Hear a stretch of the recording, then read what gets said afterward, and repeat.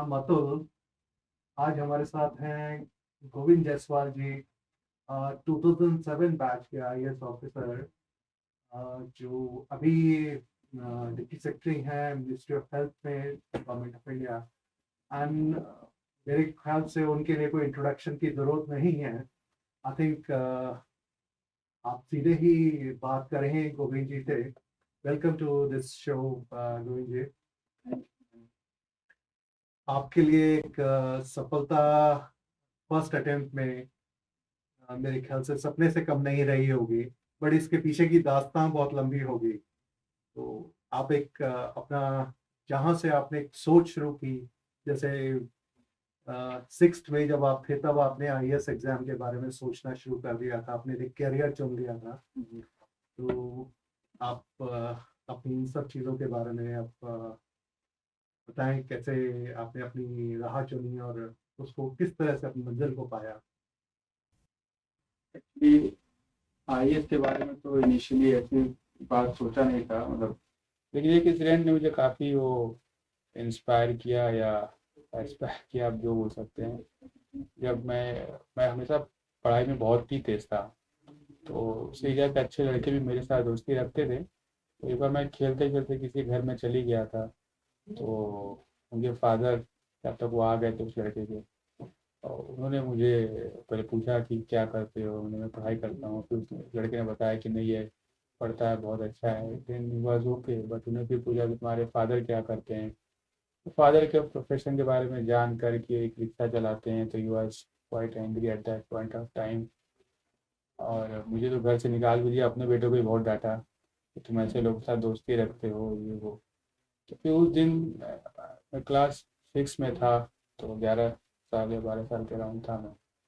तभी मैंने डिसाइड किया था कि मैं कुछ बड़ा करना है। वो बड़ा क्या करना है, वो आइडिया था नहीं इस टाइम। फिर मैं घर वापस आया, और एक हमारे एक सीनियर थे, इंद्रदेव मिश्रा जी, वो उस एरिया में तैयारी करते थे, पढ़ाते थे। तो मैं उनसे पूछा कुछ बड़ा करना है, क्या कुछ करना चाहिए। तो वो भी सरप्राइज थे कि क्या हो गया, अचानक ऐसा कि पूछा। मैं बोला था नहीं, उसके फादर ने बोला कि तुम्हारे पिता का कोई हैसियत नहीं है कि तुम हमारे घर में आ सको, तो मुझे अपनी हैसियत कुछ बड़ी करनी है। तो वो थोड़ा सा वो भी समझ गए क्या बात है, बट इन लाइटर मोड ही थे कि या तो तुम बिजनेस करो, खूब पैसा कमाओ, तब सोसाइटी में तुम्हें कुछ रिस्पेक्ट मिल सकती है, या तो तुम कोई गवर्नमेंट बहुत अच्छे जॉब में जाओ, जैसे आईएएस में चले जाओ, तो तुम्हारा सोशल स्टेटस बहुत अच्छा हो जाएगा, तब तुम्हें लोग ऐसे ट्रीट नहीं करेंगे। ताकि वो पॉइंट था जब मैंने डिसाइड किया था कि मुझे समाज में कुछ स्टैब्लिश अपने आप करना है, अपने परिवार को जो एक सोशल रिस्पेक्ट है वो दिलाना है। उसके बाद से ये रास्ता चुना था। उसके बाद संघर्ष उसके बाद आई, बट कभी भी कोई प्रॉब्लम लाइफ में मैंने रियलाइज किया कि if you are focus then you can achieve anything. उसमें काफ़ी अप डाउन आए। तो उसके दौरान मेरी मदर की डेथ हो गई, मेरे फादर की भी पैर खराब हो गया, सेप्टिक हो गया, ही वॉज कम्प्लीटली बेड रिडेन। लेकिन मेरी सिस्टर्स ने बहुत मदद किया, और तैयारी के दौरान भी काफ़ी प्रॉब्लम आई, but it's a long journey. Govind ji, आपने, मेरे को जब आपसे मुलाकात हुई थी, मेरी मुलाकात गोविंद जी के रिजल्ट के बाद संतोष तनेजा जी, संकल्प, शायद सब जानते होंगे, शायद उनका नाम लोग, इस सिविल सर्विस से जुड़े हुए लोग तो बिल्कुल अच्छी तरह से उनको पहचानते हैं, वाकिफ हैं इस नाम से। संतोष जी का मेरे पास फोन आया कि अतुल, एक स्टोरी है और एक ऐसी स्टोरी है जिसमें कि एक इसको मिरेकल से कम नहीं कहा जा सकता, और लड़का आप मिलोगे तो आपको लगेगा कि वाकई he deserve to be in IAS. And जब मैं गोविंद जी से मिला तो मेरे को बताया उन्होंने जिस तरह से, तो आप बता रहे थे कि आप प्रतियोगिता दर्पण आपने 9वीं क्लास में पढ़ना शुरू कर दिया था, और वहां उसमें आप सबसे ज्यादा आईएएस टॉपर्स के इंटरव्यूज पढ़ते थे कि और बन सकते हैं तो मैं क्यों नहीं। 6 क्लास है एक्चुअली, जब मेरे साथ इंसिडेंट हुआ, तो मैंने उनको पूछा कि क्या चीज़ पढ़ते रहे। तो उन्होंने कहा न्यूज़ पेपर पढ़ो और ठीक दर्पण, जो कि मतलब हिंदी माध्यम के लोगों के लिए सबसे, उसमें 97-8 में जब मैं क्लास 6 में था, तो it was very big thing कि जो भी इंफॉर्मेशन होता था छोटे शहर में भी पहुंच जाती थी।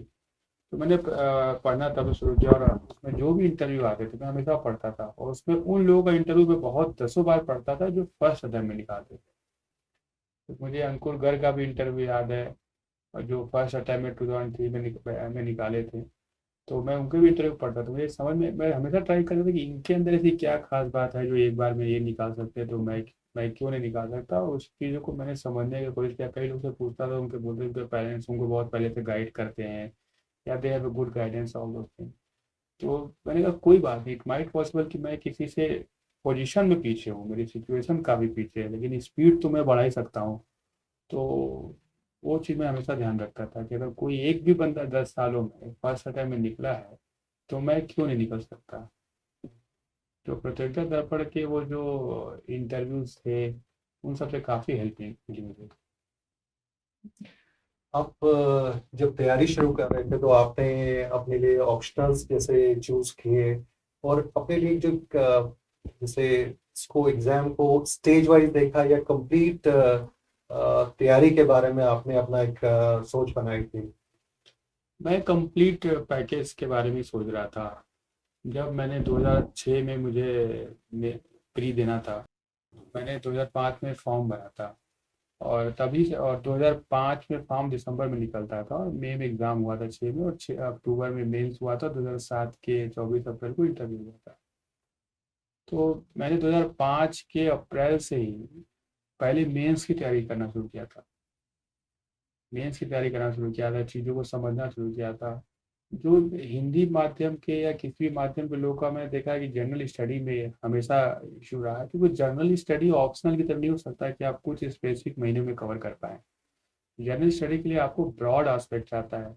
अच्छा, आप तो गवर्नमेंट में 15 साल रहने के बाद मैं रियलाइज भी करें कि सच में लोगों की अप्रोच बहुत ही गलत होती है, क्योंकि आप कैसा भी आंसर देंगे, वो आप जब तक उसके आस्पेक्ट को नहीं समझ पाए, तब तक आप उस चीज़ को आंसर नहीं दे पा रहे, स्पेशली जनरल स्टडी में। और कोई भी बहुत स्पेशलाइज नहीं है, मतलब now I am very clear कि जीएस में बहुत स्पेशलाइज आंसर की जरूरत भी नहीं है, और स्पेशलाइज आंसर आप दे भी नहीं सकते। वो भी मैं आप सबको बता दूं, आप दे भी नहीं सकते। अभी इस टाइम जैसे आप देख रहे हैं, मैं चूंकि मिनिस्ट्री ऑफ हेल्थ में डायरेक्टर हूँ, डिप्टी सेक्रेटरी से मैं प्रमोशन हो गया था। मैं डायरेक्टर हूँ जो पब्लिक हेल्थ देखता हूँ, जो कि डील करती है पैंडेमिक मैनेजमेंट से। तो पैंडेमिक मैनेजमेंट जो कि अभी बहुत ज़्यादा इशू चल रहा है, और ऑब्वियसली इस साल की किसी भी क्वेश्चन में, किसी भी एग्जाम में बहुत बड़ा इशू रहेगा। आप लॉजिकली तरीके से पढ़ के उस इशू को ग्रैप्स कॉम्प्रिहेंड कर पाएंगे, तब आप समझ पाएंगे कि आंसर में हमें क्या पूछा जाता है। वो उस चीज़ की कमी होती है। जैसे जैसे मैं प्रतियोगिता दर्पण को पढ़ता था, जब भी मैं एक प्रतियोगिता दर्पण को कम से कम 5 बार पढ़ता था, और मैं ये इंश्योर करता था कि कोई और भी किताब, मान लीजिए किसी ऑप्शनल की आप पढ़ रहे हैं, चाहे आप करंट अफेयर के पढ़ रहे हैं, तो लास्ट के 2 पेज आप कब तक पहुंचे। आप 95% लोग फर्स्ट के 5 पेज तो 10 बार पढ़ सकते हैं, लास्ट के 5 पेज तक तो पहुंच भी नहीं पाते 95%। वो हम श्योर है, आप सब घर जाके अपने देख लीजिएगा आप किसी भी बुक का लास्ट पेज को कितनी बार तक पहुंचे हो। बिकॉज इनिशियली बहुत इजी रहता है आपकी एनर्जी को मेंटेन करना और हाई पिच पर रखना, बट बाद में बहुत डिफिकल्ट हो जाता है। तो आप एक भी अंक, मतलब आई एम 100% श्योर, जैसे शिव कुमार ने एक मैसेज भी किया था अभी, मतलब क्वेश्चन पूछ रहे कि जीएस की तैयारी के बारे में। जीएस की प्रॉब्लम यही है, और अच्छाई भी यही है कि it's not a organise thing, it's not a book, their information is flowing, आपको कैप्चर करना पड़ता है, और उसमें इतने सारे इंफॉर्मेशन है कि उसका रिलेवेंट चीज और उसका क्रक्स, और देन लॉजिकल कंक्लूजन तो आप नहीं दे सकते, प्रोसीजरल आंसर आप दे सकते हैं किसी भी क्वेश्चन का। आप कंक्लूसिव आंसर दे ही नहीं सकते जी, प्रोसीजरल आंसर।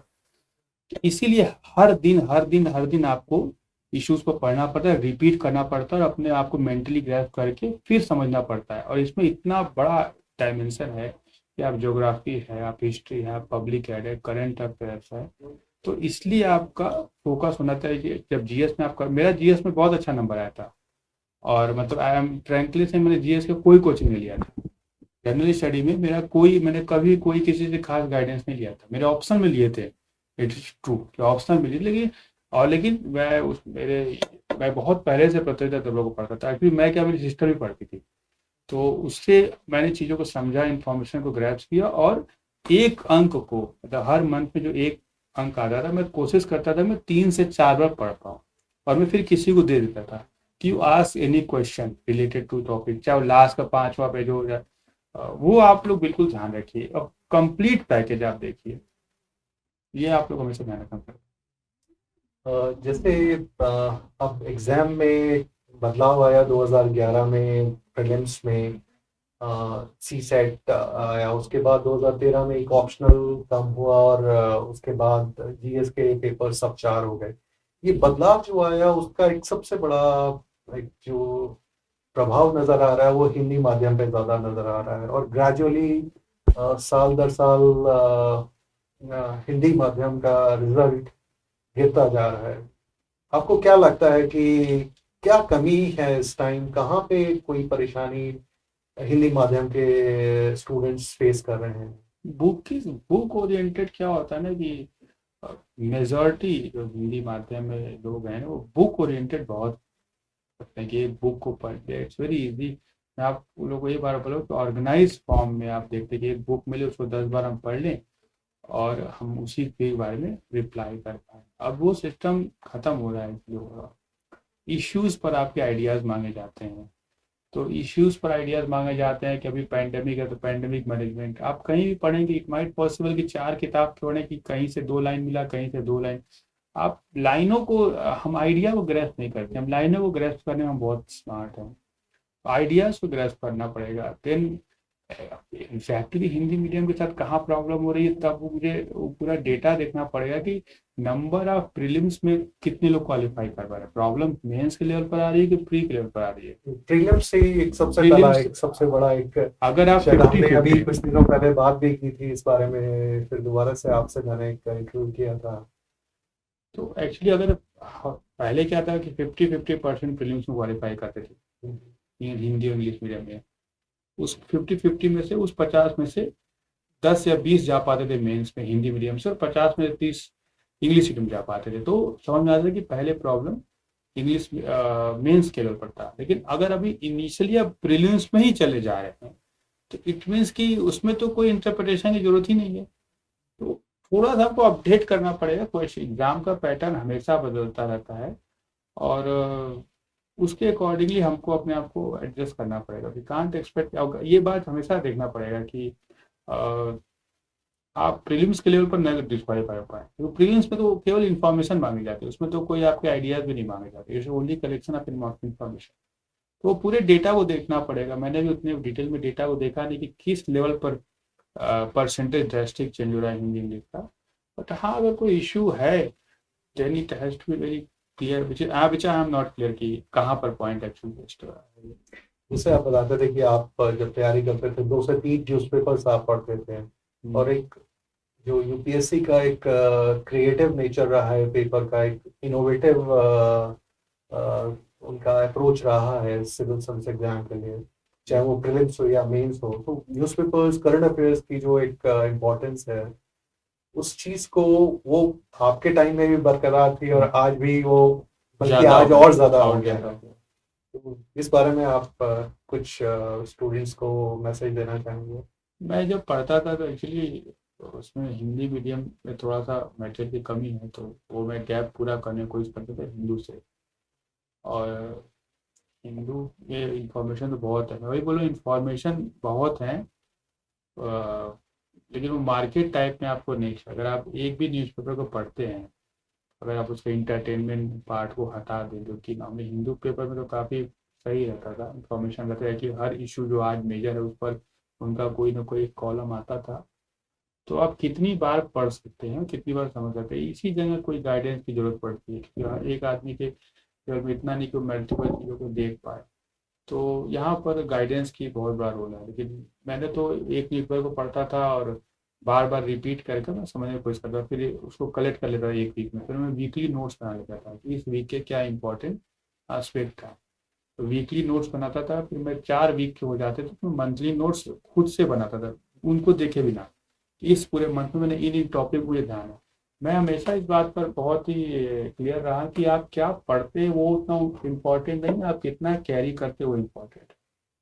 आप अगर आज मैं आपसे किसी टॉपिक पर क्वेश्चन पूछूं, आपको उसके बारे में जानकारी नहीं है, मतलब आप रिस्पॉन्ड नहीं कर पाते, तो इट डजेंट मैटर कि आपने उसके बारे में 10 किताब पढ़ी कि 20 किताब पढ़ी है कि 100 बार पढ़ी है।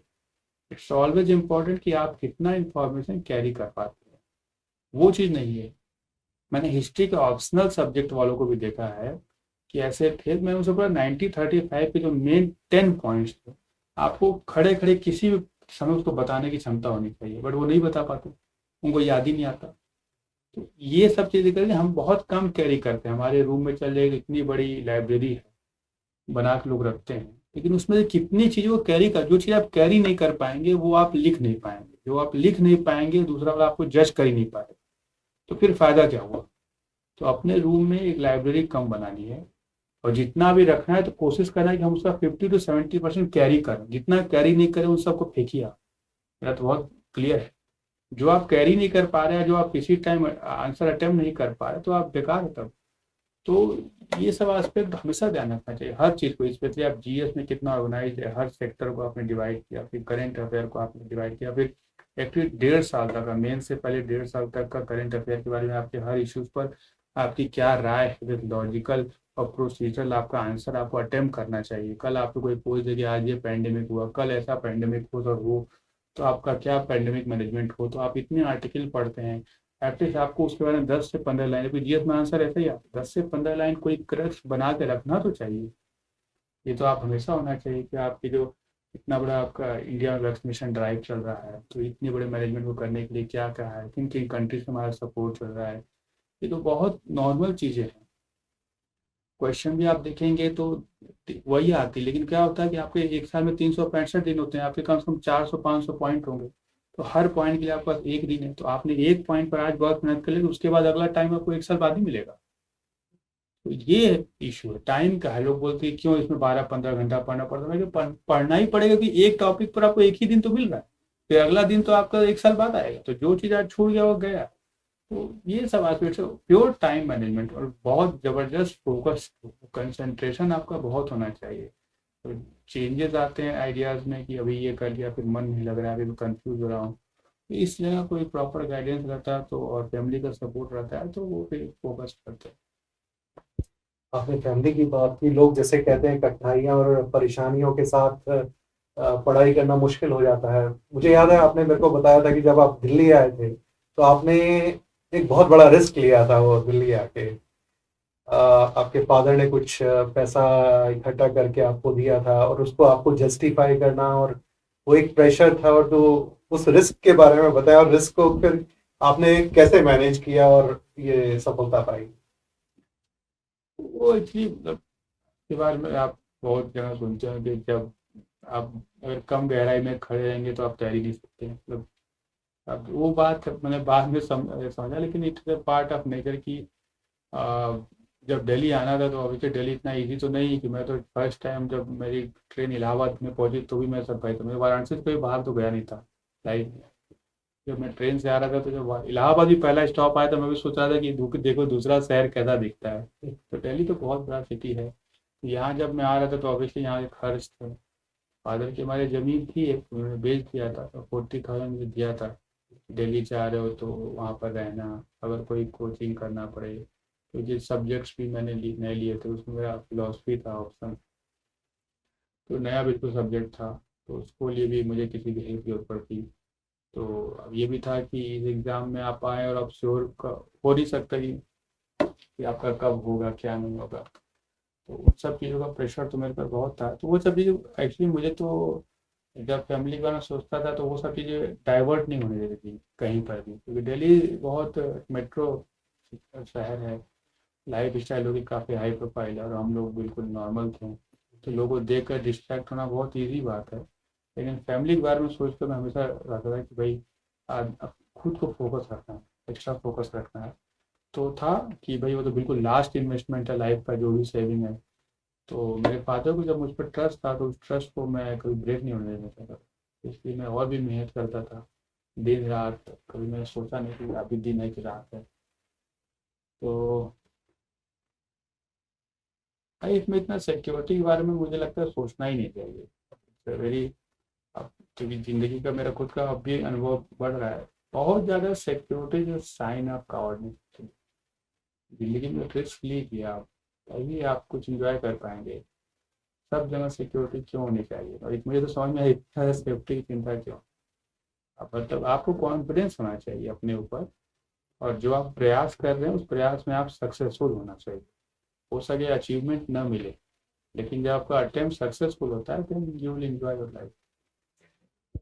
आप जैसे बता रहे थे कि आपकी मदर की जब डेथ हुई उसके बाद सिस्टर्स की मैरिज हो गई और आप अकेलापन एक था, उस अकेलेपन को आपने अपने लिए टूल बनाया और उससे जो कॉन्फिडेंस आपको मिला वो आपका काफी मददगार रहा आपकी इस राह पे। अकेलापन तो क्या होता है, वेरी डिफिकल्ट थिंग, मतलब आई मस्ट से, मतलब हो सकता है आप शारीरिक तौर पर अकेले हो, हाँ आपके आसपास लोग कम हो, लेकिन मेंटल सपोर्ट मेरी फैमिली का वो होता। हो सके आपके साथ कोई नहीं हो, आपके घर में कोई नहीं हो, लेकिन आपका ये एहसास होना जरूरी है कि भाई हमारे साथ कुछ लोग हैं। तो मेरी सिस्टर शादी हो भी गई थी, फिर भी वो हमेशा मुझे फ़ोन करके बोलती रहती कि कोई चिंता की बात नहीं, कोई टेंशन नहीं है, ये है वो। मैं देखता था कि हमारे घर पर भी कोई था नहीं, तो उनके भी वहाँ फैमिली में उतना उनको रिस्पेक्ट नहीं मिलता था। ऑब्वियसली वो हर एक typical Indian family, specially north India में, I think south India almost सब सेम ही है। ये लड़की का घर कैसा है उसके बेस पर लड़की को घर में ससुराल में वैसी इज्जत दी जाती है। तो मैं उनकी भी प्रॉब्लम देखता था, तो मैंने कभी भी इस सब चीज़ों को, और एक्चुअली मेरे फादर का कंडीशन, मेरे सिस्टर का कंडीशन, हर दिन मैं सोचता था। तो हर दिन सोचते सोचते ही मैंने एक्चुअली अपने आप को आगे बढ़ाया कि मेरे एक घंटे का भी मेरा टाइम का जो बर्बादी होगा वो उनके उनके भी भविष्य को डिस्टर्ब करेगा, उनके भी एक्सपेक्टेशन करेगा जो कि बहुत ज़्यादा थी। और वो हर परिस्थिति से लड़कर दोनों लोग मेरे हमारे लिए आगे आ रहे थे।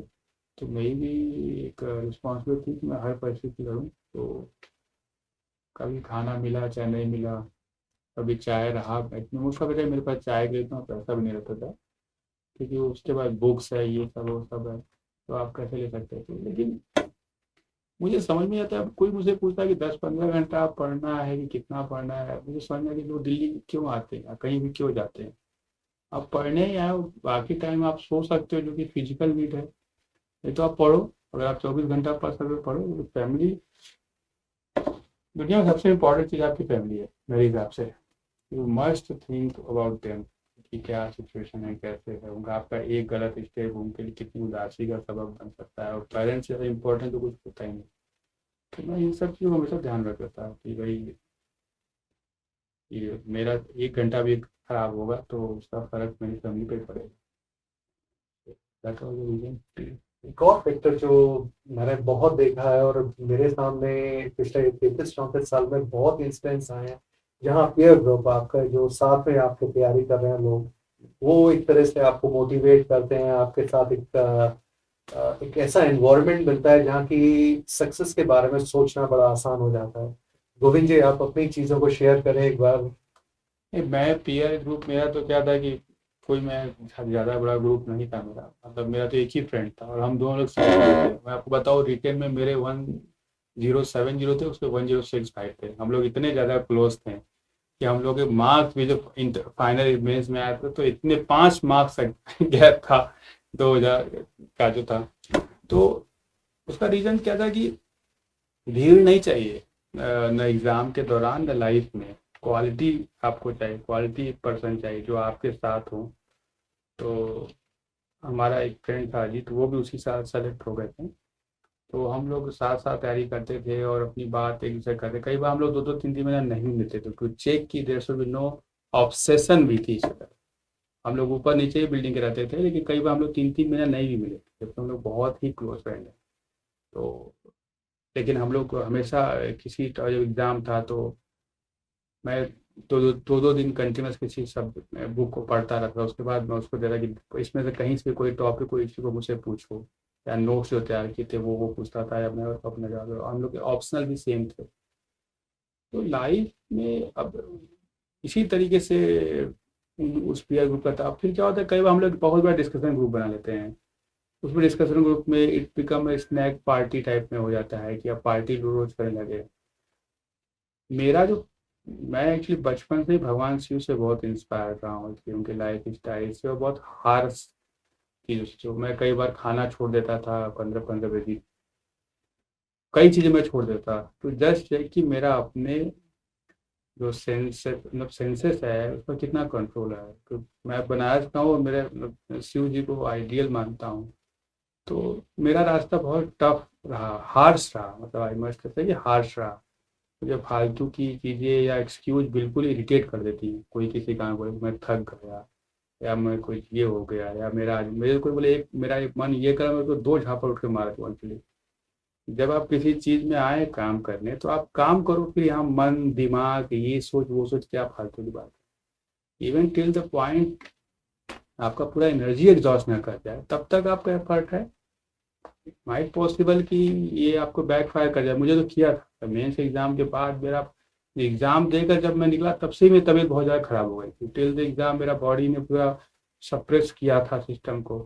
तो उसके बाद लेकिन आप जब किसी चीज को, जब आपका लक्ष्य और आप बिल्कुल एकदम सेम सिंक्रोनाइज लेवल पर नहीं आ जाते हैं, तब तक आपकी बात फालतू की है कि मुझे सफलता नहीं मिली, मुझे ये नहीं मिला, वो मिला। ये सब फालतू की बात है। 95% लोग बहुत सिंसियर नहीं होते इस दुनिया में। 4-5% सिंसियर होते हैं, उसमें से बहुत सिंसियर 1 से 2% होते हैं। तो जो बहुत सिंसियर वाली कैटेगरी है ना, वो नॉर्मली उसको अचीवमेंट मिलता है, अचीवमेंट भी मिलता है। कई बार सक्सेस हो सकता है, मतलब सक्सेसफुल तो आपका अटेम्प्ट, लेकिन आप खुद ही सोचिएगा कि आपने 90 मतलब मोर देन 90% चांसेस में हम अपने सफलता के लिए खुद जिम्मेदार होते हैं। 10% नेचर रिजर्व रखती है अपने राइट टू शो कि हाँ भाई हम ही सब इंसान सब कुछ नहीं है। तो लेकिन 90% टाइम्स में जब आदमी सक्सेसफुल नहीं हो पाता तो उसका रीजन खुद होता है, because of all this nonsense excuses that we give कि हमारा किसी से मन लग गया है, तो हमारा किसी से ये हो रहा है, तो हमारे पास पैसा नहीं। अब पता है इस दुनिया में पैसे के लिए कोई तैयारी, कोई एग्जाम इस पॉसिबल नहीं जो पैसे की वजह से न कर पाए। तो आप अभी 4-5 घंटा पढ़ेंगे, फिर आप कब थक जाएंगे, फिर आपका मन नहीं लगेगा। एट द एज ऑफ 20-22 कोई बोले कि मेरा थक गया, unless otherwise he has some serious actual medical condition, ये कौन सी बात है कि आप थक गए। अब मैं तो बोल रहा हूँ जितने लोग सीरियस है, पहले उनको अपने आप को 2-3 दिन रूम में बंद करना चाहिए और मंथ बंद कर लीजिए विथ योर बुक्स। खाना मिल ही जाएगा आपको। जस्ट से कि आप कितने कमिटेड हो अपने एम में। फिर जब आप और अपने आपके टारगेट के बीच में कोई ना दिखे ना, आपको कोई रोक ही नहीं सकता एक्चुअली। आप जैसे अपनी रीजनिंग्स की बात कर रहे हैं, आप जब दिल्ली आए, आपने अपने यहाँ कुछ स्टे के लिए, अपने चीज़ों को चलाने के लिए बच्चों को ट्यूशन देना शुरू किया, और उसका, और जब आपने एक बार बताया था मेरे को कि प्रीलिम्स का जो रिजल्ट आया उसको आप एंजॉय नहीं कर सके क्योंकि साथ में ही आपकी ट्यूशन चली गई थी। हाँ, 10th अगस्त को था कि 10th अगस्त को रिजल्ट आया था मेरा। तो जिसके मैं पढ़ाता था उसके फादर का ट्रांसफ़र हो गया। तो फिर मैं 3 दिन लगा रहा कि मैं किसी किसी और ट्यूशन मिल पाया।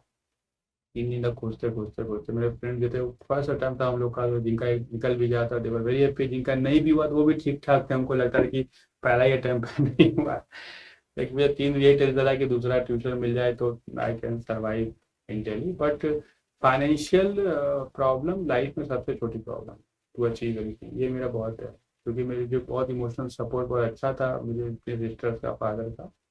फाइनेंशियल सपोर्ट सबसे छोटी बात है एक्चुअली, मैं उसको बहुत इंपॉर्टेंस नहीं देता।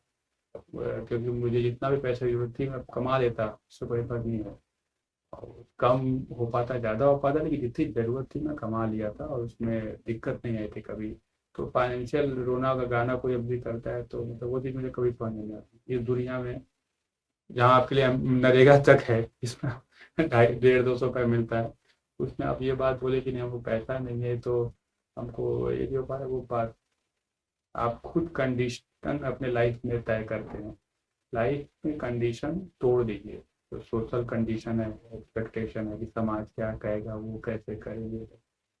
समाज कोई किसी को कभी अच्छा नहीं कह सकता। मतलब हमारा ये मानना है कि आप अपने आप को सारे कंडीशन से फ्री करिए। चाहे जूता पॉलिश करना पड़ रहा है, चाहे ट्यूशन पढ़ाना पड़ रहा है, अगर आपको पैसे की कमी कैसे आ सकती है, वो पैसे की कमी वाला इशू मैं मान नहीं सकता, और कोई आस्पेक्ट में फिर भी सोच सकता हूँ। लेकिन पैसे की कमी की वजह से कोई पढ़ नहीं सकता। इट्स इल्यूजन दैट कुछ लोग जो अपने आप को सेटिस्फाई करने के लिए बोलते जैसे आप कहते हैं कि जब तक सपने ना देखें तब तक हम कुछ चीज अचीव नहीं कर सकते, और जब सपना देखें तो क्यों ना बड़ा सपना देखें। तो हैं। मेरा तो जो पूरा डिजायर था वो तो इसी बात पर था कि भाई सोशल डिस्क्रिमिनेशन के खिलाफ मेरा ड्रीम था। और जब आपको भगवान ने लाइफ दिया है जो आप ऑलमोस्ट चीज़ें अचीव कर सकते हो, तो खूब बड़ा ड्रीम करिए, या अपने रास्ते को महान बनाइए या अपने लक्ष्य को महान बनाइए। यही दो तरीके ज़िंदगी में बहुत ऊपर उठने के। अब महात्मा गांधी एक्सेप्शनली थे कि उनका दोनों महान था, कि रास्ता भी महान था और लक्ष्य भी महान था। लेकिन एक आम आदमी तो अपने आप या रास्ते को आप महान बना तो भी बहुत ऊंचाई तक पहुंच सकते हैं, या आपका लक्ष्य बहुत ऊंचा है। तो अपने ड्रीम्स को कुछ बड़ा ही रखिए। और यही मेरा मतलब मेरा मोटो तो यही है कि आपको बड़ा कुछ सोचना है और फिर उस पर पूरी मेहनत से जुट जाना है। और सुबह शाम आप ये चेक करते हैं कि फालतू के सेल्फ कंडीशन मत लगाए लाइफ पर, कि आज ये नहीं मिला कल से करेंगे, आज कोई बात नहीं, आज लाइट नहीं। हम लोग बचपन से, मैं डिबरी में पढ़ता था, हमारा घर पर उसमें 10-15 घंटे लाइट कटता था। वो बिल्डिंग थी, उस बिल्डिंग में 12 रूम थे, एक एक रूम सबको मिलता था, मतलब पूरे फैमिली को। इवन नहाना धोना सब उसी में लोग करते थे। तो सीढ़ी पर स्टेयर्स जो होता था सबसे टॉप फ्लोर पर, मैं रात में उस पर जाके मोमबत्ती या डिबरी लगा के हम लोग पढ़ाई करते थे। तो अब ये नहीं कि ऐसा मैं ही कर रहा हूँ, बहुत लोग करते हैं। आई एम श्योर कि देश में इस हमारे इस देश में इतने लोग ऊपर आए हैं, बहुत सारी एडवर्सिटी के बावजूद हमारे देश में बहुत लोग ऊपर आए हैं।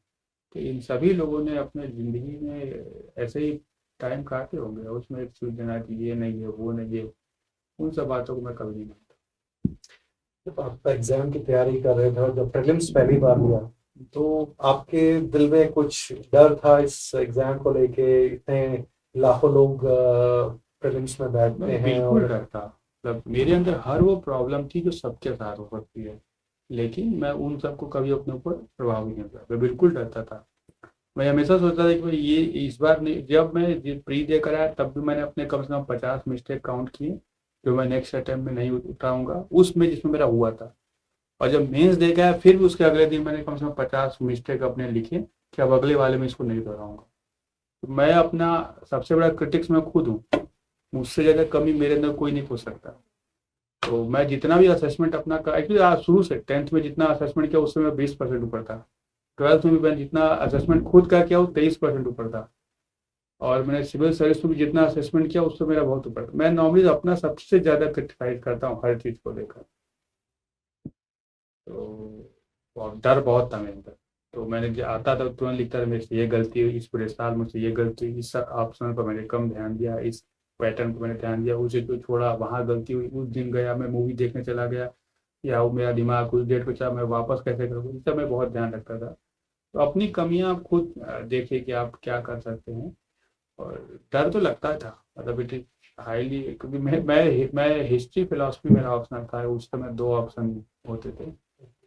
और मैं मैथ का स्टूडेंट था, मतलब मैंने ग्रेजुएशन मैथ से किया था। और मैं जहाँ एग्ज़ाम दे रहा था मेरे पीछे एक असिस्टेंट प्रोफेसर थे हिस्ट्री के जो एग्ज़ाम दे रहे थे। मुझे बहुत ही डर लग रहा था कि मैं तो हिस्ट्री पढ़ रहा हूँ, ये तो प्रोफेसर है, मतलब असिस्टेंट प्रोफेसर है, ये भी एग्ज़ाम दे रहे हैं, तो कैसे है। बट मैं आपको एक बात बहुत गारंटी के साथ बता रहा हूँ, कैरी करना इंफॉर्मेशन को, आइडियाज़ देना बहुत ईजी है। आप किसी से पूछें कि किसी चीज़ को बड़ा या महान या अकबर ने क्या किया, अबाउट जेनरिक आइडिया देना बहुत ईजी है। फैक्चुअल इंफॉर्मेशन कैरी कर ले जाना बहुत डिफिकल्ट है, बहुत ही डिफिकल्ट है। तो चाहे कितना भी बड़ा प्रोफेसर हो, फैक्चुअल इंफॉर्मेशन नहीं कर सकते। They always go for the flow of information, procedural aspect की इसके बाद रहते हो, बट फैक्चुअली बहुत लोग कम लोग कैरी कर सकते हैं, वो मैं 100% श्योरिटी के साथ बोला हूँ। तो इससे मत डरिए कि कोई बहुत पढ़ चुका हो, यदि पढ़ चुका तो उसको फ्रेम करना अच्छा आता होगा, कि अगर उसको वही 10 फैक्ट याद आ जाए तो आपसे अच्छा इंफॉर्मेशन फ्रेम कर देगा। लेकिन आप चूंकि फर्स्ट टाइमर है तो आप पर हमेशा एडवांटेज रहेगा कि आप चीज़ों को बिना किसी बायसनेस के फ्रेम कर पाएंगे, और आप एक्चुअली कितना कैरी कर पाते हैं चीज़ों को, वो बहुत इंपॉर्टेंट है। आप सब में से जिस भी ऑप्शनल को लिए हैं, जिस सब्जेक्ट पर आपकी बहुत कमांड है, जिस पर आपको लगता है कि आपको कोई नहीं आता था, उस सब्जेक्ट या उस पोर्शन को लिया, अपने किसी भाई बहन को दीजिए, उनसे बोलने के लिए इस पर रैंडम चीज बोलो, मैं इस पर 10 line at least with complete accuracy लिख कर दिखाऊंगा। आपको खुद ही पता चल जाएगा कि आप कितना कैरी कर पाते जैसे मेंस के लिए आप तैयारी कर रहे थे तो उस टाइम जनरल स्टडीज आपने खुद तैयार किया, तो इतना वास्ट सिलेबस, लोगों को लगता है कि जीएस तैयार करना मुश्किल है, तो क्या किस तरह से आपने स्ट्रेटेजाइज किया, किस तरह से आपने सिलेबस को अ, टुकड़ों में बांट के तैयारी की, किस तरह से आपने एक स्ट्रेटेजी बनाई थी? मैं बहुत माइक्रो लेवल तक गया था, क्या पता आऊँगी। पूरा 18 महीने के एक मतलब मैंने करंट अफेयर के जितने रखे थे वो एक साथ रखे। न्यूज़पेपर का जो मैं वीकली नोट्स बनाता था, मंथली नोट, वीकली नोट ज़्यादा इलेबोरेट होता था, मंथली नोट उसके पॉइंट होते थे, उनको एक साथ रखा था।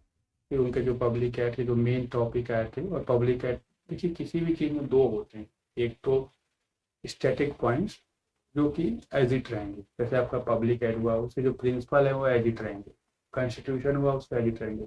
एक होता है उसी टॉपिक के डायनामिक पॉइंट जो कि करेंटली मूव कर रहे हैं किसी स्पेसिफिक। तो स्टैटिक पॉइंट तैयार करना बहुत इजी होता है, once you read the constitution और आप अपने आप कॉन्सेप्ट डेवलप कर लिया तो इट इज़ वेरी इजी। वो काम आपका कोई प्रोफेसर बहुत अच्छा कर सकता है। क्यों सिविल सर्विस डिफरेंट है, क्योंकि आपको स्टैटिक पॉइंट भी पूछे जाते हैं बट उसमें हमेशा इन्फ्लुएंस डायनेमिक पॉइंट का होता है उसी सब्जेक्ट से जो करेंटली मूव करते रहते हैं। उन पॉइंट्स पर अपनी बहुत पकड़ बनानी पड़ती है, उन पॉइंट को आपको कैच करना पड़ता है। जस्ट लाइक आपके पास सैंड हो और आपको कासल बनाना है, कि कौन सा कासल आपके सामने बनाने को दिया जाए, डिपेंड कौन सा डायनेमिक इशू चलता रहे।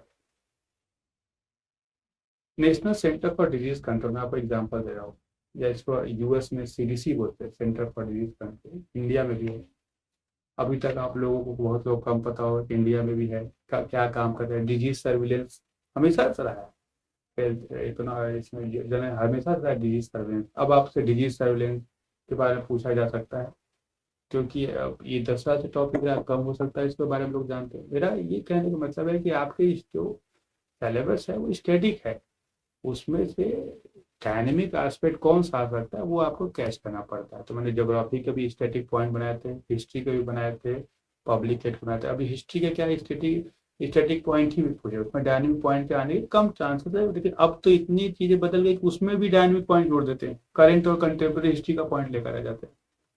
तो किसी भी सब्जेक्ट को आप दोनों डायमेंशन से देखिएगा, और आपने स्टैटिक बना ली कि ये history, geography, political science, current affair, आपका और भी जो इशू है वो, और उसमें क्या क्या करेंटली फ्लक्चुएट हो रहा है इशू, उसके बारे में आपकी क्या राय हो सकती है, या आपका क्या कंक्लूजन हो सकता है, या गवर्नमेंट की पॉलिसी क्या हो सकती है। मैं योजना, कुरुक्षेत्र, इंडिया ईयरबुक, इसको मैं बहुत पढ़ता था, मतलब रिपीट भी बहुत करता था, देन यू विल नो कि क्या गवर्नमेंट की पॉलिसी है। एक बात मैं आपको मतलब बता ऐसे आपको आप सभी लोग को बताना चाहता हूँ कि इमोशनल एस्पेक्ट पर, मतलब हिंदी मीडियम का सबसे बड़ा प्रॉब्लम क्या है, उनके आंसर बहुत इमोशनल होते हैं। मतलब मैंने देखा है बहुत ज़्यादा बच्चे हिंदी मीडियम के इमोशनल फ्लो में आ जाते हैं। इवन मैं उन लोगों की बात कर रहा हूँ जो इंटरव्यू तक में भी आते हैं, इमोशनल फ्लो बहुत, उनको इमोशन बहुत इन्फ्लुएंस करते हैं। गवर्नमेंट की जो कोई भी पॉलिसी होती है ना वो बहुत रैशनल होती है, और उसमें बहुत ज़्यादा एक्सरसाइज की जाती है, क्या करने का क्या एस्पेक्ट होगा।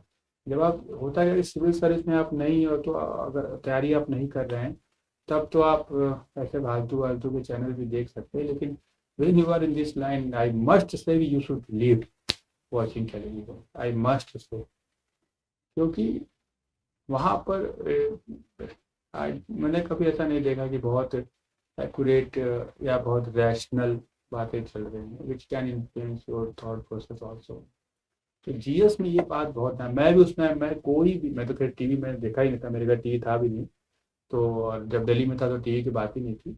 लेकिन न्यूज़पेपर आप पढ़िए, उसके एनालिसिस को आप देखिए, रैशनल आप डिसीजन लीजिए, न कि और ये बाहर बैठ के चाय पर discussion all thing is just distorted. तो जीएस में बड़ा मैं, मेरा बस अजीत ही था जिससे मैं डिस्कस करता था कि ये भाई ये 5 पॉइंट हो गए, ये 5 सेक्टर हो गए, या मैंने हम लोगों ने 12 की 8 सेक्टर शायद डिवाइड कर लिए थे। उन हर सेक्टर के ये स्टैटिक्स बुक्स हो गई जिनको पढ़ लिए, अब तुम हमको पूछो। तो स्टैटिक को भी रैंडमली मैं रिप्लाई करता था।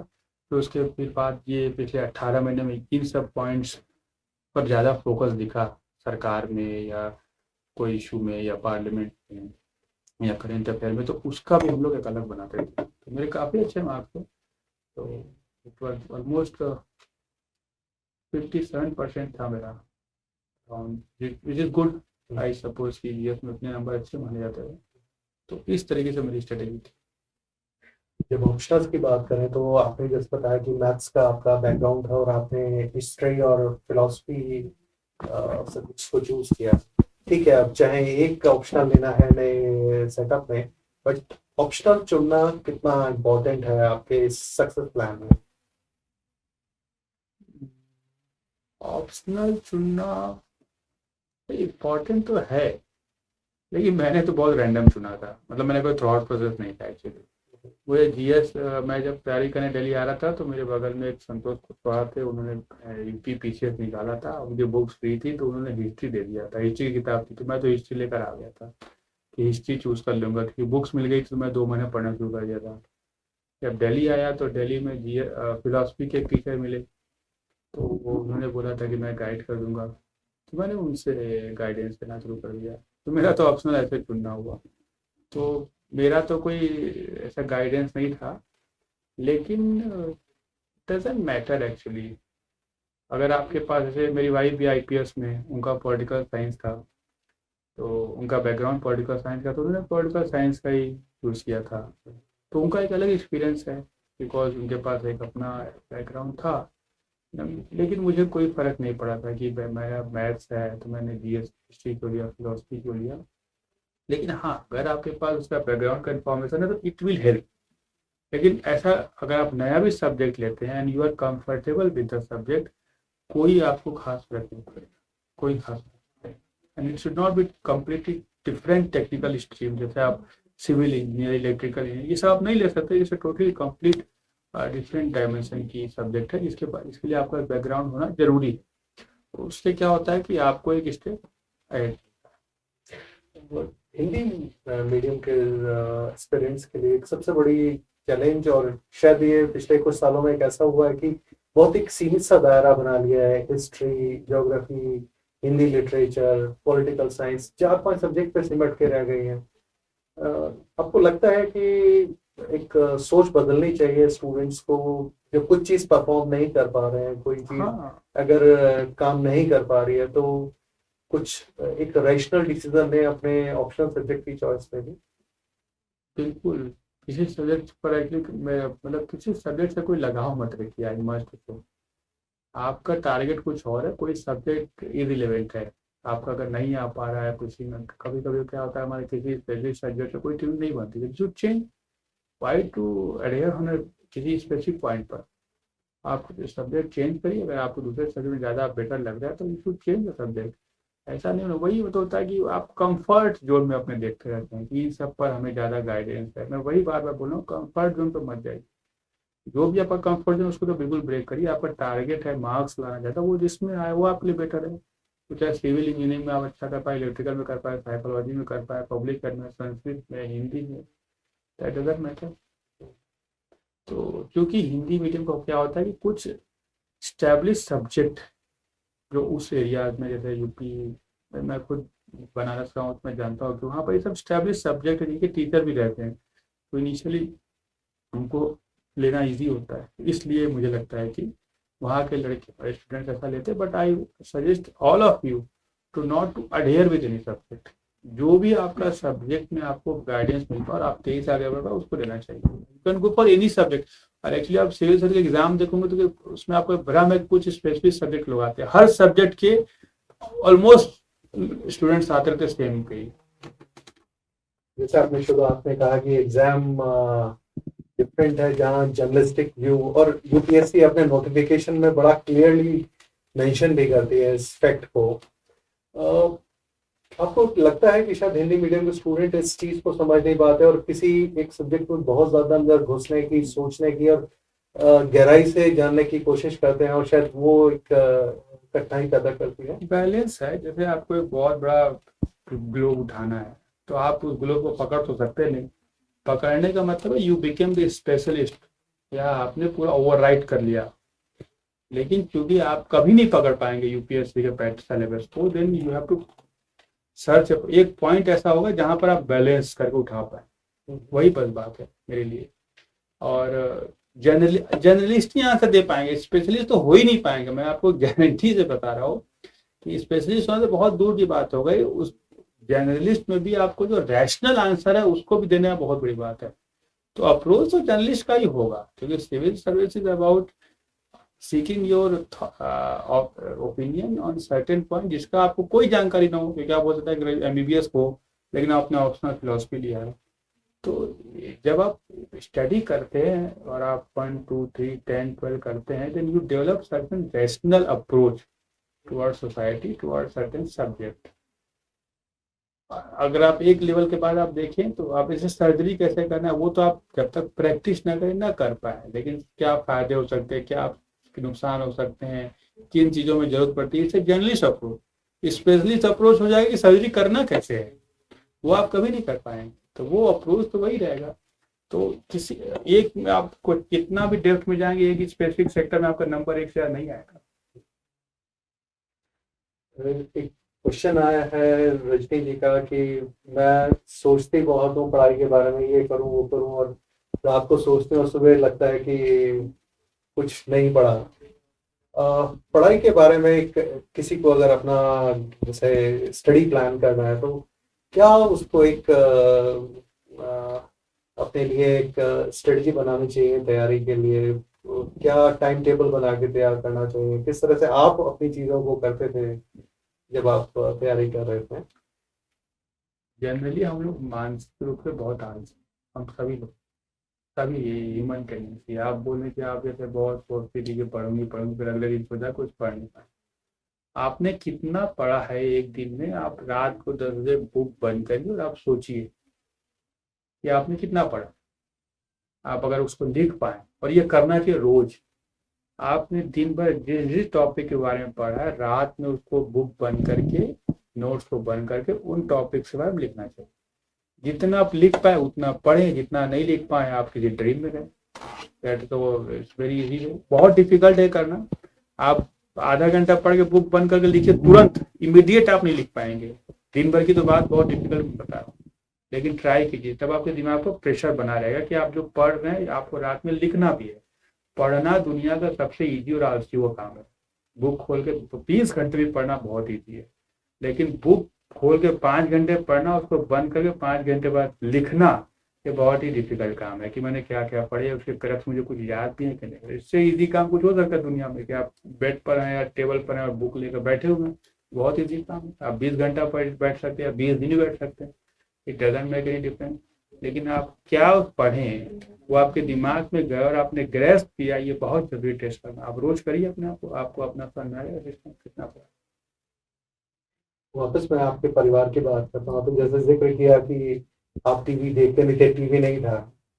मुझे अभी याद है आप बताते थे कि जो टीवी लेने के लिए पैसे थे, वो पैसे आपका जब इंटरव्यू का रिजल्ट आया तो उसके लिए कपड़े और जूते खरीदने में वो पैसा नहीं, है। वो टीवी के लिए नहीं थे,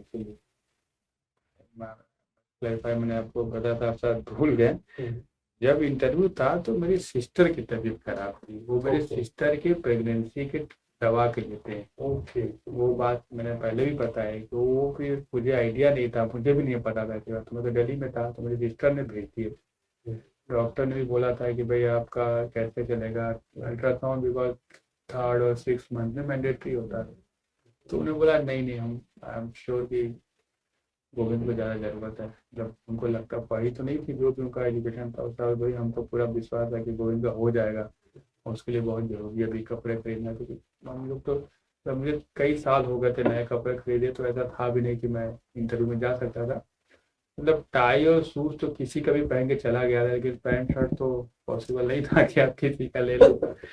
मैं तो शूज पर टाई पर खर्च करने को सोच भी नहीं सकता था कि 600-700 रुपये आप खर्च करें, और वो ना पॉसिबल नहीं था। लेकिन मैं अपने दोस्त का ही पहन के चला गया था, लेकिन पैंट शर्ट के उन्होंने दिए थे 1500 रुपीज। आप इंटरव्यू के लिए जब आप का कॉल आया आपको, कैसे अपने अपने आपको, बिकॉज इंटरव्यू अब आने वाला है, रिजल्ट 2020 मेंस का कुछ दिनों में, तो सामने अब एक लक्ष्य है लोगों के जो लोग क्लियर करेंगे। इंटरव्यू के लिए आपने अपने आप को किस तरह तैयार किया? इंटरव्यू में मैं एक्चुअली, मैं आपको बताऊं, मैं जब इंटरव्यू के गया तो मैं एक गाइडेंस क्लास में गया था 5 दिन के लिए। उसमें मैं 2 ही दिन में आ गया। फिर मैं संकल्प में भी गया जाता था, वहाँ तो फ्री ऑफ कॉस्ट ही था। ये मैं उसी तरह लिहाज किया कि हिंदी मीडियम के स्टूडेंट, मैं खुद हिंदी मीडियम का हूँ, हमारा रैशनल अप्रोच बहुत ही बेकार है, बहुत ही बेकार है। उस टाइम सेक्शन 377 में बहुत डिस्कशन था, और जब वो टीचर बात बोल रहे थे कि इस पर क्या अप्रोच है, तो मुझे याद है कि बहुत सारे बच्चे मतलब वैसी भाषा बोल रहे थे इंटरव्यू तक पहुंचने के बाद, जैसा कि चाय की दुकान में बैठ के कोई बोलता हो कि हमारी संस्कृति खराब हो रही है, हमारा वो खराब हो रहा है, विदाउट अंडरस्टैंडिंग इस पर गवर्नमेंट का स्टैंड क्या है। आपने देखा कि 2017 में मेंटल हेल्थ एक्ट भी बना, उसमें गवर्नमेंट, उसमें एक्ट भी साफ साफ था कि it is not a disease, it is not a disorder. तो जब दुनिया आगे बढ़ती है तो वही बात है कि, तो वही बच्चे हमारे इमोशनल एस्पेक्ट में बहुत ट्रैप हो जाते हैं कि हमारे यहाँ वैसा बताया था, हमारे वहाँ ऐसा बताया था। मैंने एक लड़की को बोला कि भाई 100 साल बाद, 100 साल पहले कितने काम ऐसे बताए जाते थे जो कि आज के काम कर आज करोगे तो लोग कहेंगे कि पागल हो गए। तो हर टाइम का एक अपना रैशनैलिटी होता है, हर टाइम का। 2020 का जो रैशनैलिटी है 2050 में वो इरेशनल लगेगा, 2050 का जो रैशनैलिटी है वो 2021 में इरेशनल लगेगा। हर टाइम का अपना रैशनल आंसर होता है और अपना अ, एक कल्चरल स्टैंड होता है, उसके हिसाब से आप डिसाइड करते हो। कुछ भी एब्सोल्यूट नहीं होता, एवरीथिंग इज रिलेटिव। आपकी सोच, आपके आदर्श, आपके विचार, आपका काम, हर चीज़ है। तो वहाँ पर मैंने देखा था कि मतलब कैसे हमारे, जबकि इंग्लिश मीडियम का it's about majority, it's not about कि मैं 100% लोग की बात बोल रहा हूँ। मेजॉरिटी वहाँ पर 20% रैशनल थे, तो इंग्लिश मीडियम में 50 या 60% रैशनल थे। क्यों हो सकता है कि हमारा बैकग्राउंड, हम अपने बैकग्राउंड से थोड़ा हट नहीं पाते, क्योंकि मेरे फादर भी पढ़े लिखे नहीं थे, लेकिन मैं कई बार किसी चीज़ को लेकर डिस्कस करता था, तो वो बहुत रैशनल आदमी थे, बहुत रैशनल आदमी थे। वो तो उस टाइम बोलते थे कि मतलब, अब मतलब हमारी दीदी सिस्टर लोग को फिर कोई पढ़े लिखे नहीं थे, लेकिन फिर भी पढ़ाएं पूरा किए। फिर मदर की डेथ हो गई तो हमारे सिस्टर बहुत आगे तक नहीं कर पाए, लेकिन ग्रेजुएशन तक की। हमारे फादर तो उस अभी बोलते थे कि भाई शादी वादी फालतू की बात है, जब तक लड़की काम न करे या जो अपने जॉब पर न जाए, तो लड़की जो शादी करे, लड़का जो नहीं करता लड़की को करेगी। तो उस टाइम बोलते थे जबकि वो रिक्शा चलाने वाले थे। और तब अब कई लोग लगता है कि बहुत फालतू विचार है। तो कुछ लोग होते हैं जो अपने समय से आगे होते हैं, कुछ लोग होते हैं जो समय से पीछे होते हैं। मेजोरिटी होती है जो समय के साथ होती है। बट सिविल सर्वेंट में जब आप आ रहे हो और आप जब देश के सबसे प्रीमियर इंस्टीट्यूट में आप जा रहे हो, तो आपसे एक्सपेक्ट किया जाता है कि आपका थॉट प्रोसेस समय से आगे होगा और आपका एक्शन आज में फिट होगा, ताकि आप you tend to be get a good future for the country. वो एस्पेक्ट मुझे बहुत कम दिखता था। तो उन सब की वही वही मैंने आपको भैया बताया, irrational emotion based answer problem interview में। और मैं मतलब मैं इस चीज़ को अपना ध्यान रखा था कि भाई मेरे अप्रोच कंटेम्प्रेरी हो, जो आज के लिए क्या सही और कल के लिए क्या सही हो। तो इंटरव्यू भी बड़ा इंपॉर्टेंट है, आपका अप्रोच। आपने जब बात की थी, जब शुरुआत की थी, आपको जो आपने चीजें फेस की थी, और जब आपने ये सक्सेस मिली, आपको आईएएस बने आप, तो आपको क्या बदलाव नजर आया अपने पूरे परिवेश में, आसपास को था? देखिए, कुछ लोग होते हैं जो आपकी ज़िंदगी में, जो आपके साथ होते हैं, चाहे आपकी परिस्थिति कैसी भी हो। बहुत सारे लोग होते हैं जो आपकी परिस्थिति के साथ होते हैं। तो जो मेरे साथ वाले लोग थे वो तो वैसे ही थे। जो मेरे परिस्थिति के साथ वाले लोग थे, जो कि मेजॉरिटी में थे, बहुत बड़ी मेजॉरिटी में, वो चेंज हो गए सारे।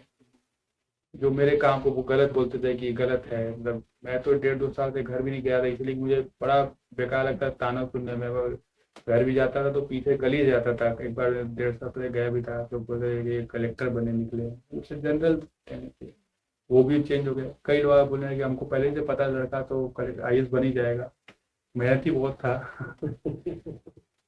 तो ऑब्वियसली मैं उस टाइम बहुत ही छोटा था कि 22 साढ़े 22 साल की एज थी मेरी। तो मैं भी बहुत एकदम खुश हो गया था कि चलो समाज बदल गया, मतलब मेरी कथी सोच बदल गई लोगों की।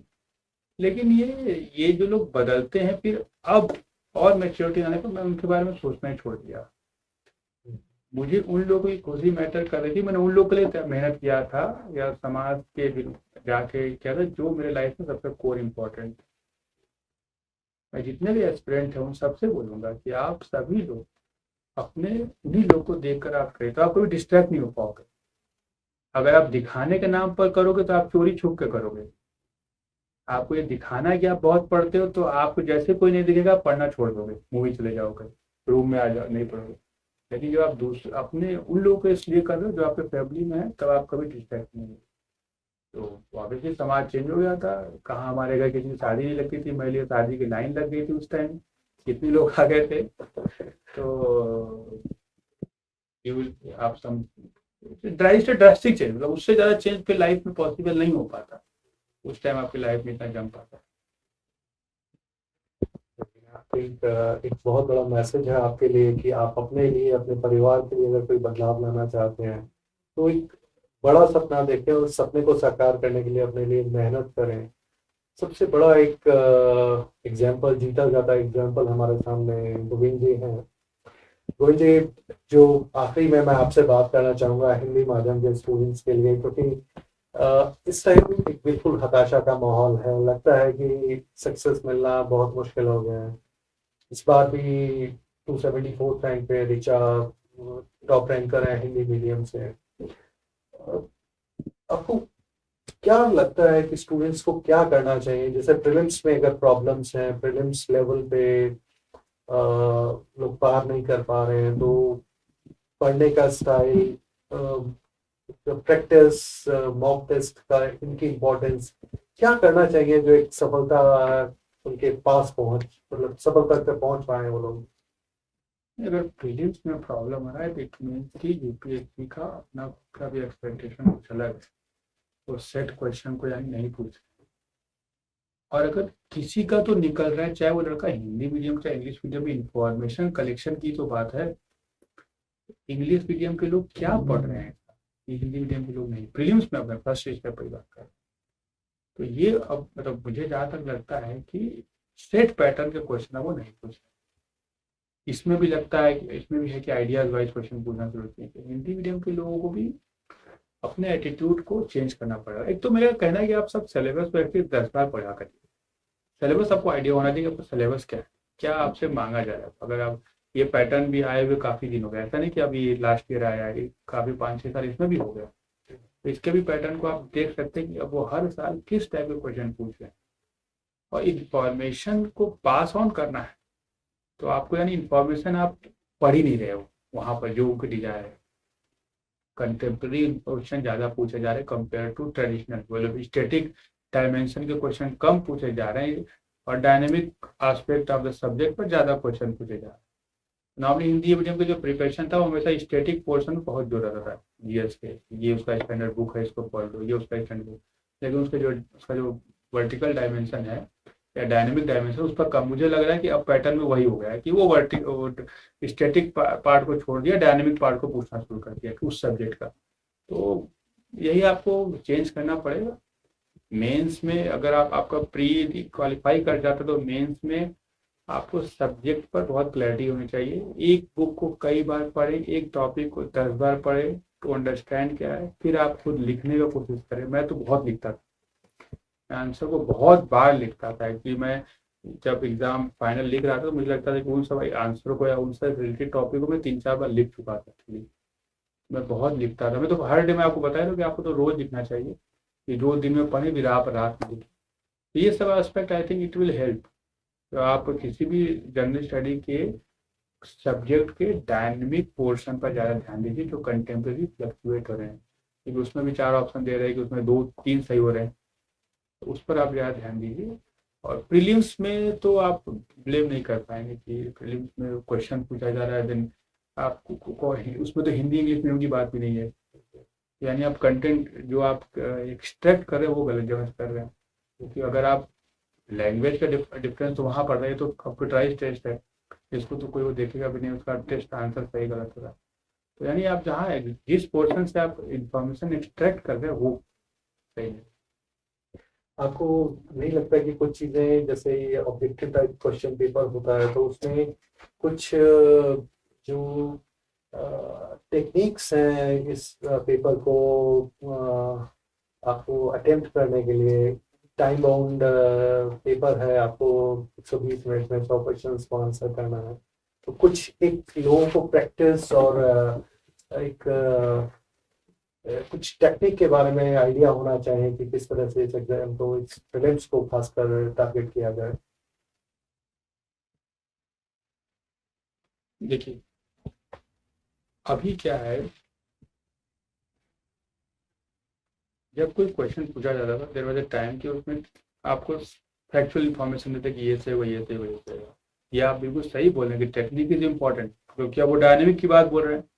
अब आपसे पूछ सकते हैं कि भाई ये हमारा, जैसे अभी गावी के बारे में या कोवैक्स के बारे में आपसे पूछा जा सकता है। ये WHO ने बनाया है कि भाई कोवैक्स फैसिलिटी है कि दुनिया भर के वो वैक्सीन का क्लब कर रहे हैं। तो इसके क्लब करने में क्या क्या मेन प्रिंसिपल थे, तो ऑब्वियसली आप 4 टॉपिक देखोगे तो अगर मैं अभी WHO के बारे में बोलूँ, शायद हमारे हिंदी में सब WHO को पढ़ना शुरू कर देंगे। WHO कब बना, कितने मेंबर हैं, ये हैं, कोई ये ध्यान नहीं दिया कि पिछले 1.5 साल में WHO ने क्या किया, किन किन एक्टिविटी को किया, गावी को किया, कि एक्ट को किया, कि कोवैक्स फैसिलिटी को लेकर किया। तो अब फोकस इन सब पर ज़्यादा हो गया। आप तुरंत जाएंगे इसमें बना 193 देश हैं, ये वेरी वेरी सेट पैटर्न, जो कि अब वैसे क्वेश्चन नहीं पूछे जा रहे। एक तो आप गलत जगह फोकस मत करिए, और दूसरा कि आंसर को ऑब्वियसली टेस्ट में मॉक में आप ज़्यादा जाइए, ताकि आप टाइम बाउंड तरीके से कर पाए। टाइम तो उतना पहले भी था, पर ये था कि पहले था कि इसमें ज़्यादा पूछ लेते थे कि आपके फैक्चुअल इन्फॉर्मेशन प्री में पूछ लेते थे, उसमें भी पूछ ले रहे हैं वे किन की प्रिंसिपल पर ये बना है 3-4 फैसिलिटी, तो आपको प्रिंसिपल पता होने चाहिए। तो वो शिफ्ट था, वो शिफ्ट एक्चुअली सही भी। स्टैटिक इंफॉर्मेशन तो क्योंकि गूगल भी है, तो स्टैटिक इंफॉर्मेशन क्या करेंगे, तो आपको इसमें आना पड़ेगा कि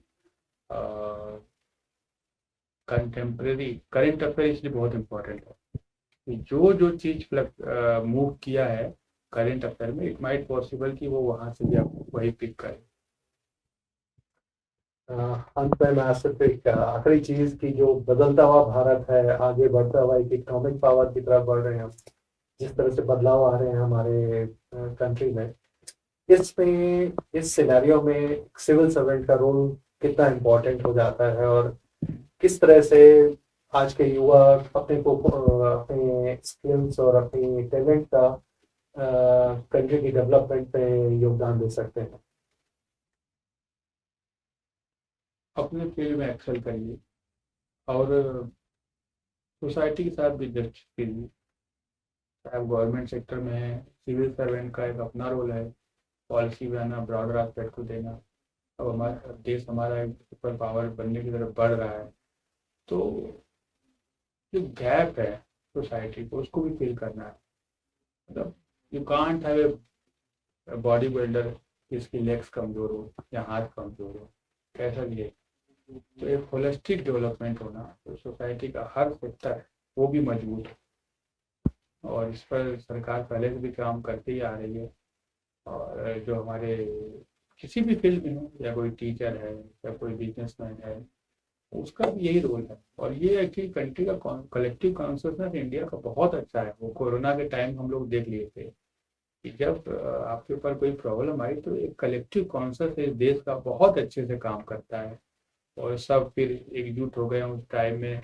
कितने जगह लोगों के पास, कितने NGOs को मैंने देखा कि लोग हैं उसकी मदद कर रहे हैं, सरकार हर काम कर रही है। तो I am much much more confident कि ये हमारा देश बहुत सही डायरेक्शन में बढ़ रहा है, और हम लोग आगे इसी तरह जाते रहेंगे। आप देख लीजिए कि हम पिछले 100 साल की हिस्ट्री में देख लीजिए कितने कंट्रीज अपने फॉर्मेशन से इतने सक्सेसफुल हुए हैं। अब चूंकि हम एक रीजनल एस्पिरेशन से हमारी ग्लोबल एस्पिरेशन हो रही है, तो हमारे ग्लोबल एस्पिरेशन, हमारे ग्लोबल स्टैंडर्ड भी हो रहे हैं। तो हमारा सोच भी ग्लोबल होना चाहिए, हमारे काम करने का तरीका भी ग्लोबल होना चाहिए। और मैं अपने सभी फ्रेंड से यही कहना चाहूँगा कि अपने दायरे को बढ़ाना भी है हमें। हमें अपने पुराने सिस्टम को संरक्षित भी रखना है और नए चीज़ों को अडॉप्ट भी करना है। सिविल सर्विस हमेशा अपॉर्चुनिटी देता है कि आप अपने देश के पॉलिसी शेपिंग यहाँ पर, तो आपके लिए क्या बेटर है, भविष्य में क्या ये पे अच्छा होगा, हर सेक्टर कैसे बदले। तो मैं हेल्थ सेक्टर में काम कर रहा हूँ, तब मुझे रियलाइज हुआ कि हमारे देश का हेल्थ पॉलिसी कैसा होना चाहिए। अब हम पहले हम हमेशा अपने नेशनल स्टैंडर्ड की बात करते थे, अब हम हमेशा ग्लोबल स्टैंडर्ड की बात करते हैं। एक्चुअली कई जगह हम ही ग्लोबल स्टैंडर्ड हो गए, अब कोई ग्लोबल नहीं हो गया कोई। अब दुनिया में हमने अब दिखा दिया कि हमारी वैक्सीन, सारे देश हमसे वैक्सीन मांग रहे हैं, तो हम ही ग्लोबल स्टैंडर्ड है। और we should have to keep that standard, we have to improve the standard.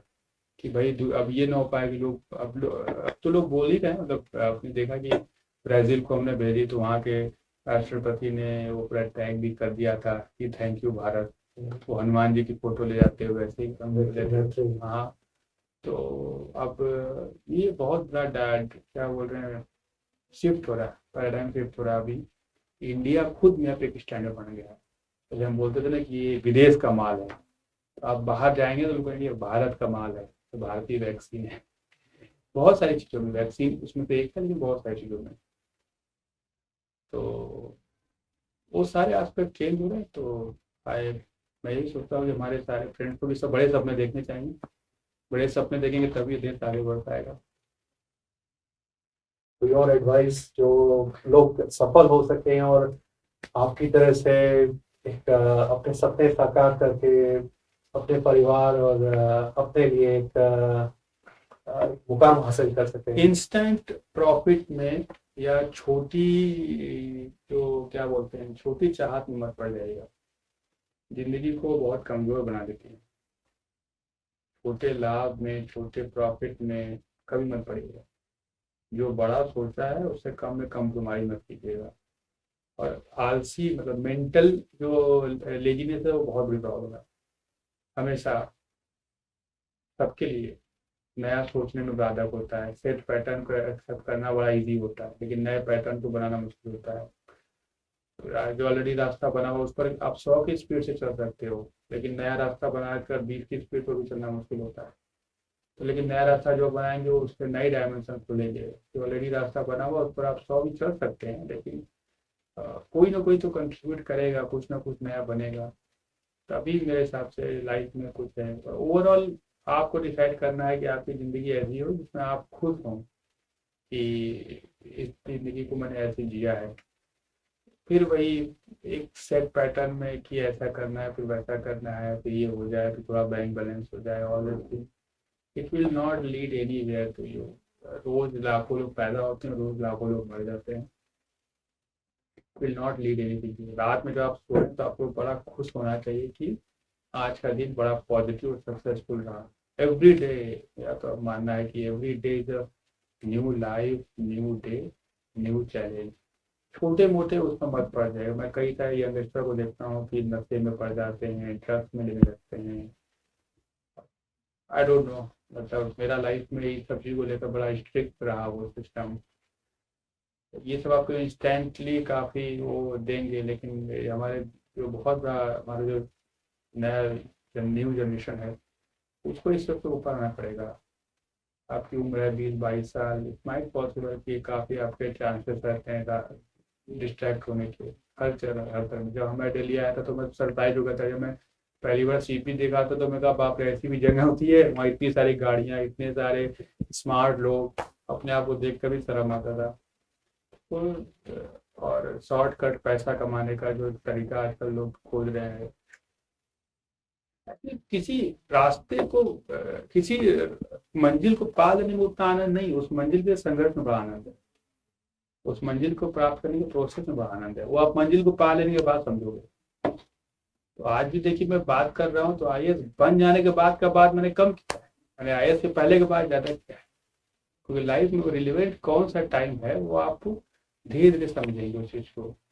मेहनत करना, रोज संघर्ष करना, रोज अपने लाइफ में क्या करना, और वो एनर्जी इतनी 20, 21, 22 साल में इतनी अच्छी एनर्जी रहती है, उस एनर्जी को चैनलाइज कर दे तो आप कुछ भी कर सकते हैं।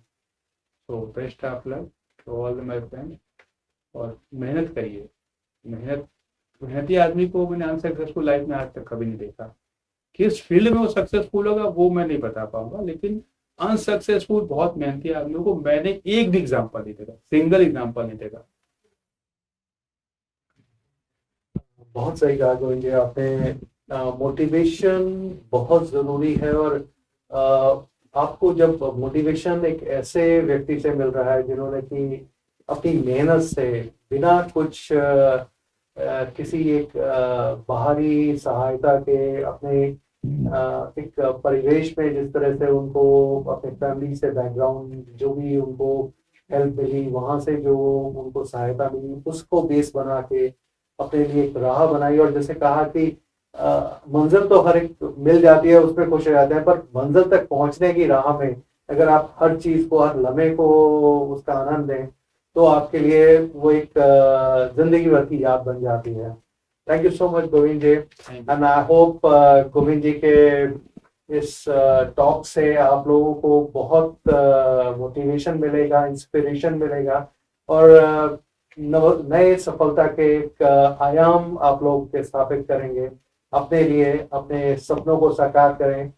और आने वाले एग्जाम में 2021 प्रीलिम्स नोटिफिकेशन आने वाला है, और आप लोग तैयारी करें और अपने लिए एक सफलता की राह चुनें और अपनी तैयारी को पूरा एंजॉय करें। All the best, thank you.